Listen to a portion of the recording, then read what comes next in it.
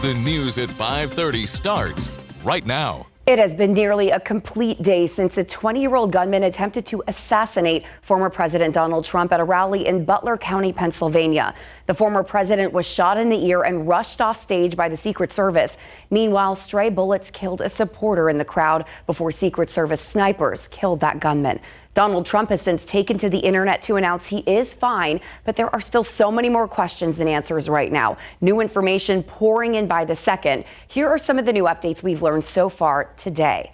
Pennsylvania Governor Josh Shapiro identified that bystander who died as 50-year-old Corey Comparator.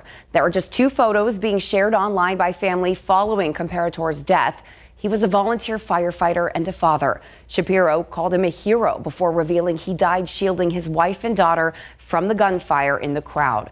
2 other people were also shot, but they are both now stable at the hospital. As for the gunman, federal investigators are still trying to figure out what drove 20-year-old Thomas Crooks to attempt to kill Trump. This is video of authorities at Crooks' home last night. He graduated high school just 2 years ago and worked at a nursing home near Pittsburgh.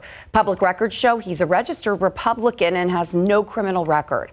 We learned today the car he drove an hour to the crime scene was packed with explosives. He shot at former President Trump from the roof of a warehouse just about 150 yards away from that podium with an AR-style rifle. The FBI believes Crooks acted alone, and ABC News is reporting his family is cooperating in this investigation. Still, why that roof wasn't occupied by Secret Service members remains a big question. As those details trickle in, so do stories from the people at the rally. Texas Commissioner of Agriculture Sid Miller was there when those shots were fired. He spoke with our Devin Karp about what he witnessed and what he thinks will happen next. Take a look at what happened. Did you ever think you would be in a situation like this inside of a Trump rally?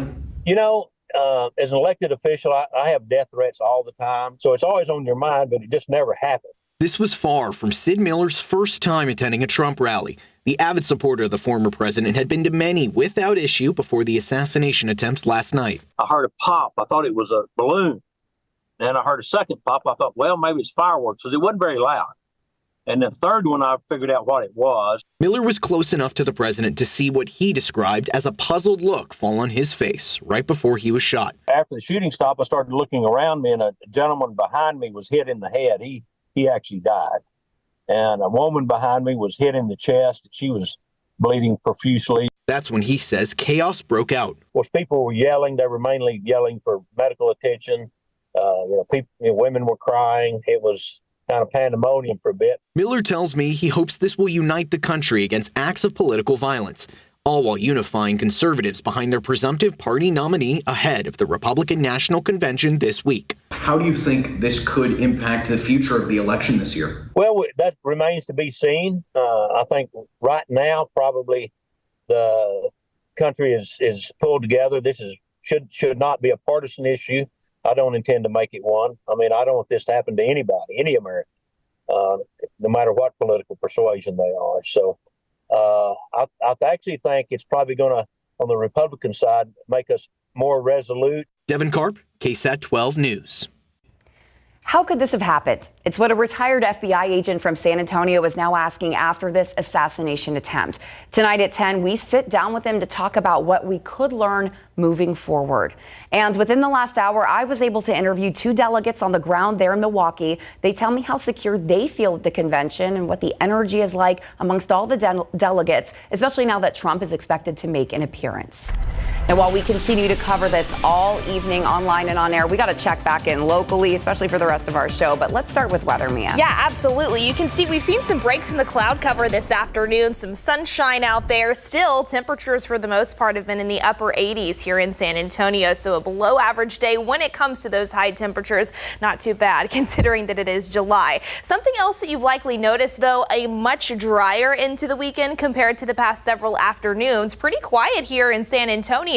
Just a few isolated thunderstorms that continue to fizzle out east in Lavaca County, specifically near Shiner. as well as Hallettsville. High pressure is going to take back over in the days ahead, which means to kick off the upcoming work week, a drier weather pattern also in store. So here's a look at your Monday. A few morning clouds leading way to plenty of afternoon sunshine. 76 degrees by 7 a.m. A high temperature right around 96. Feeling a few degrees hotter when you do factor in some of the humidity. Copy and paste into your Tuesday, upper 90s through the middle of the week. Then, Courtney, it's possible we see a weak front move into parts of Texas. That could be just enough to spark a few isolated to maybe even scattered rain chances by Thursday and Friday. So we'll break down that weather setup a little bit more in detail tonight on the Night Beat. All right. Thank you so much, Mia. And that contributes to what we're about to talk about.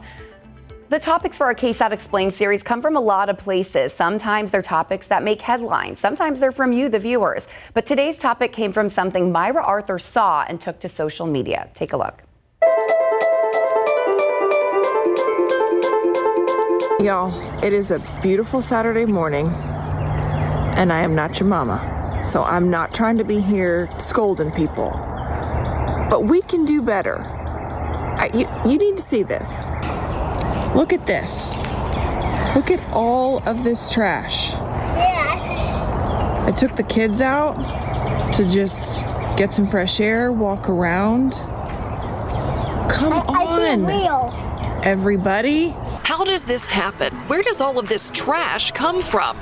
Turns out the answer is anywhere. And ultimately, it all ends up in the San Antonio River. Every time it rains, I see so much trash in the river. My name is Jane Bacchus. I'm picking up trash. We met Jane at a volunteer river cleanup event on the south side. How often do you do this?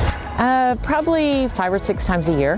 What kind of things do you find when you're picking up trash? What do we not find? Today we got a baby seat, a car seat. A car seat? Yes, a car seat. There are 4 couch cushions down there that are too heavy to pull out. Tons of styrofoam, tons of plastic bags and bottles that people just throw away, not realizing no matter where they throw it, gravity and wind will take it into the river. And that's what's amazing to me. You could throw something out on the northwest side of town. Correct. And it could wind up here. 100%. I showed Jane my own frustrating discovery. Oh, yes.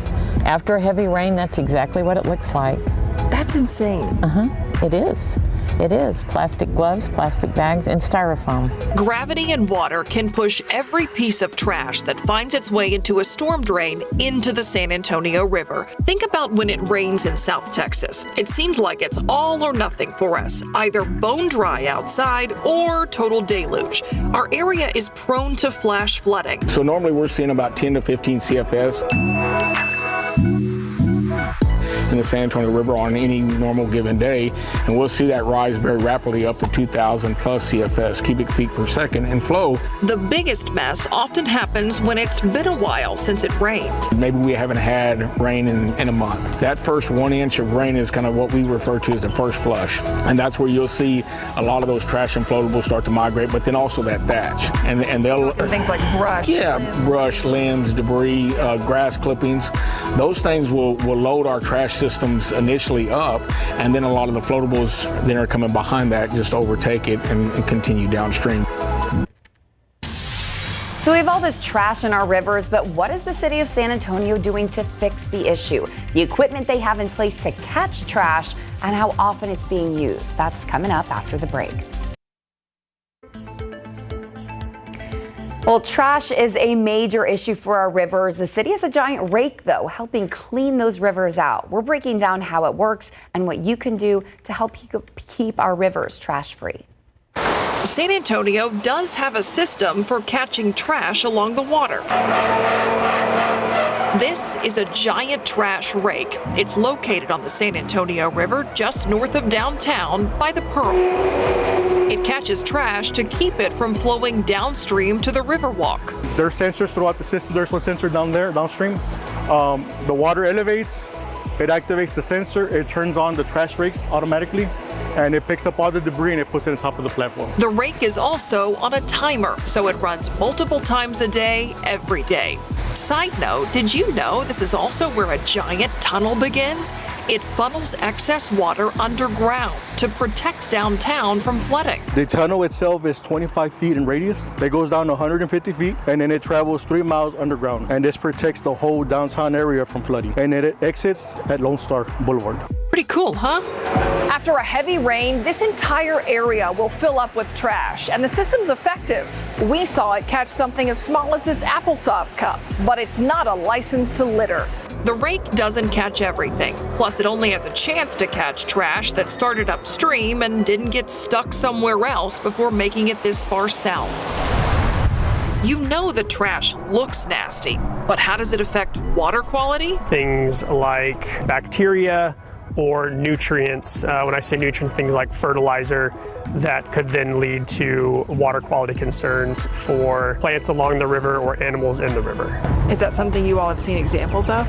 We see examples, unfortunately, of decreased water quality after every storm event. We're in a very urban river system, so obviously the river walk right through the heart of downtown, the river just south of downtown where we are now.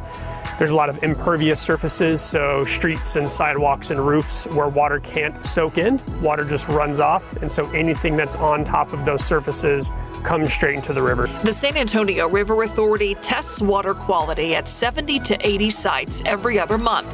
There are 8 places from which they test samples every week for bacteria. Those are in spots where people might kayak or canoe. Just as a reminder, none of our drinking water comes from the San Antonio River. Litter in the river creates another mess that's often harder to clean up, a PR problem. One of the biggest impacts of trash on the water is the perception. The perception that people see with trash is that must be a bad water body, that must be unhealthy, that must be dangerous, and it's just not true. There's extremely healthy fish populations. We're doing the first of its kind mussel reintroduction in the state of Texas. We have great water quality. All of that is because of this healthy ecosystem. But it's up to all of us to do our part to keep it that way. Just know that we are all connected in some way, and primarily through our watershed. So if your cup ends up on the ground versus a trash can and it rains, well, that cup is going to make it to a storm drain, which is going to make it to the river. Why come out those 5 or 6 times a year? Because there's no end to the trash. There's no shortage of things to do. All right, still ahead, there are a lot of unique city and town names in our area, but do you know where they come from? Another new KSAT Explains is breaking those names down after the break. Everything has a name, and names are important. That might even be more true when it comes to cities and towns. What a community is named actually tells us a lot about its past and how it came to be. Our meteorologist Justin Horn became fascinated with the topic, and over the years he's traveled miles upon miles of back roads to discover how did that town get its name.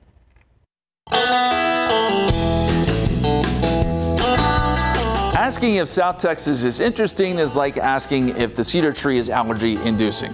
Of course it is. And so interesting, in fact, that they've made movies about it. Hollywood thought it was perfect too, filming the movie 7 Days in Utopia here, starring Robert Duvall. And borrowed intersecting streets for hit songs. This town is home to the corner of First and Amistad. It doesn't look like much, but it's the only intersection in the country with that name. And if it sounds familiar, there's a good reason for that. Yes, it's the intersection made famous in the 2009 song, You Found Me by The Fray. That was in Quemado, where the origins of the town, which translates to burned or scorched, isn't quite certain. But there are multiple theories. It was because the Spaniards thought it was a remains of an old volcano. And it wasn't the first time we ran into some name origin tales that caught us off guard. And they came up with the name Wolfart. Yes, Wolfart. It's a German name that received more than a few laughs. There was a bird that kept flying around that kept saying something like kee kee kee. Rumor is from all the locals that it did get its name from a card game called Coon Can. Not Dehanus. A common mistake, but wrong. And remember, there's no anus in Dehanus. I never messed that one up again, out of respect for the fine folks of Dehanus, which, if you were curious, was founded by the famed Henry Castro and originally named Dihani. As we often do, we put our Texas spin on it. But it turns out it wasn't the only town in the area that's been mispronounced. The ones that we usually hear are Jordanton. Or as it was today with an out-of-town caller. Jordantown. Which is wrong. Which is totally wrong. What do you think about green? Green? I think it's very green and beautiful. And they just went, oh, Miko. And for the record, No, it is not Miko. It's Von Army. It's pronounced with an A. Born, Bernays. Bjorn, Burn. They always say born. We tell people weekend at Bernie's or Bernie. That's how you pronounce it. I think we can all agree that the odd vowel structure of the German language can be a bit challenging. But as it turns out, the German settlers to the area were also good at understanding irony. They called it Camp Comfort, thinking it was going to get easier and better, and it didn't. And so they named it, they dropped the word camp, and they went to comfort because there wasn't any. Ironic indeed. And while we're on the topic of literary devices, it turns out that back in the 1800s, spelling was a bit of an issue for some of our local, county, and state officials. Back in the old days, not everybody could read or write or spell. Leaving us with what we see today. It wound up being Dimmitt, D-I-M-M-I-T. They dropped the second T.